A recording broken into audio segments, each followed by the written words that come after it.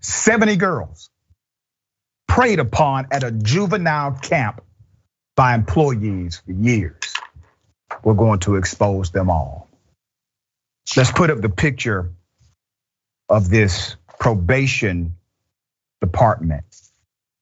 At least 70 girls incarcerated in Los Angeles County juvenile camps and detention facilities were sexually assaulted by probation and detention officers, with the abuse spanning more than 3 decades, according to newly expanded litigation filed on Thursday. The allegations follow a similar lawsuit filed in March, where 20 women said they were sexually assaulted over the course of a dozen years at Camp Joseph Scott, LA County's all-girls juvenile detention facility. The 2 new lawsuits filed in LA County Superior Court replaced that case and expands the accusations. We're going to get into that. The alleged abuse occurred from 1985 to 2019 at Camp Scott, Camp Kenyon Scooter, Camp Challenger, the Dorothy Kirby Center, Los Padrinos Juvenile Hall, Central Juvenile Hall, and other locations across LA County. In some instances, the same abusers found new victims as different girls entered the facilities over the years, according to the lawsuits. One deputy probation officer is accused by more than a dozen women of sexually abusing them when they were incarcerated minors.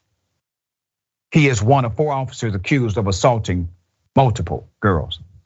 In 2018, a $1 million settlement was approved in a lawsuit involving former probation officer Oscar David Caldron, who was sentenced to 1 year in county jail in 2017 after pleading guilty to 2 felony counts of assault under the color of authority for inappropriately touching 2 girls at the camp. You heard what I said. He only received 1 year. That's it. For the massive abuse of authority, he received 1 year. The latest lawsuits, which include 51 victims, younger than 40, and 19 plaintiffs over 40. Remember, they filed these things later in life. They allege that what began with probation officers watching young girls shower would actually escalate into sexual acts. Even after the girls left the camps, many were forced to continue sexual liaisons, often at motels, for fear of being returned to juvenile hall, the lawsuit states. In one case, a deputy probation officer is accused of impregnating a teen, according to court documents. In some cases, despite prior allegations and investigations, some of the officers were able to remain in position of authority and trust. And what did they do? They found new victims, according to the lawsuit. The county juvenile custody facilities, they have come under heavy scrutiny despite a corrections board deciding in November the halls were suitable to house youth. In 2020, county officials approved the eventual dismantling of the county's juvenile probation system in favor of a new agency that will focus on emotional support, counseling, and treatment. Federal monitoring of the facilities ended in 2015. Let me take you to January 2021.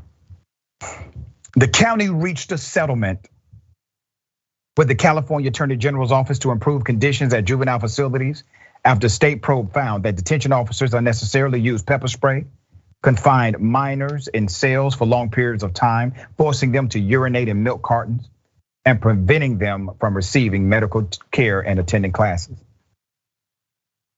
This is called torture, sexual assault, molestation, false imprisonment.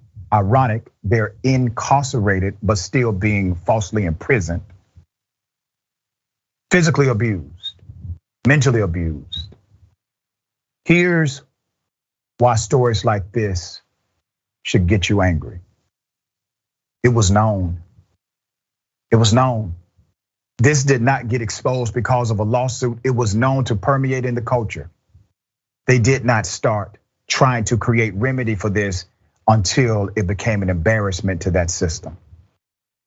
To the probation officers and to the detention workers who engage in this kind of activity, it is my prayer, it is my hope that you receive the most severe punishment the law will allow. To seek positions of public trust, you had a great opportunity to help them. I work with juveniles in the state of Georgia. I was one myself. I was a juvenile delinquent. That's such a sacred opportunity to connect with a young mind who needs guidance because they already are typically in poverty. Maybe they lack guidance at home. Many of them are foster children like I was, and you violated them even further. We're gonna stay on this story, see exactly how this lawsuit shapes up, how it turns out. To the victims of these monsters, our prayers are with you. I pray that you have the best life possible. And I pray that justice is done quickly. Ben, thoughts here?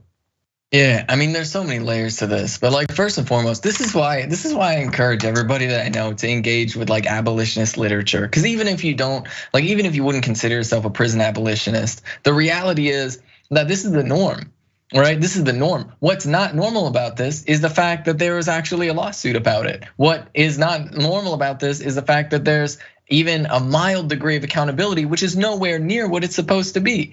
And the reality is what people need to understand about the prison system in the United States of America is it was largely designed by and for slaveholders who wanted to use a loophole in the 13th Amendment to keep slavery around. That is what the design, the core of our prison system is in the United States, and it's why we have the highest incarceration rate. And when you're talking about then children, right? Sexual abuse within prisons is so common. Our prisons are basically torture factories, and it is due to the very nature of the system, the way that we design these prisons, the way that we intentionally isolate people from community. We make people pay for phone calls. We make people pay for phone calls by the minute. When was the last time like anybody paid for phone calls by the minute in the United States of America, much less the ridiculous rates that we force these people to pay? It's very hard often for defense attorneys to even get into prisons to talk to people. It's very hard for any type of oversight authority to talk to these people because we give a ridiculous amount of power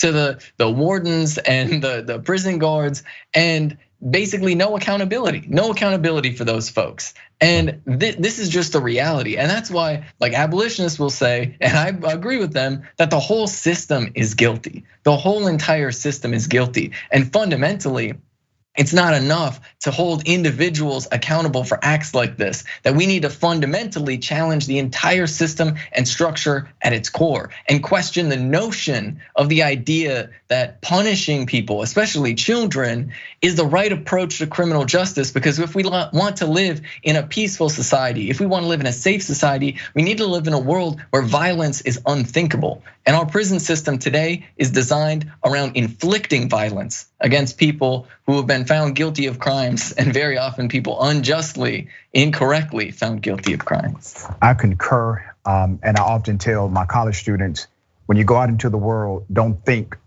to fix the criminal justice system because it's working the way it's supposed to work. You have to think to break it. Your job is to work contrary to it, to be a remedy, to be a solution, to be a reformer.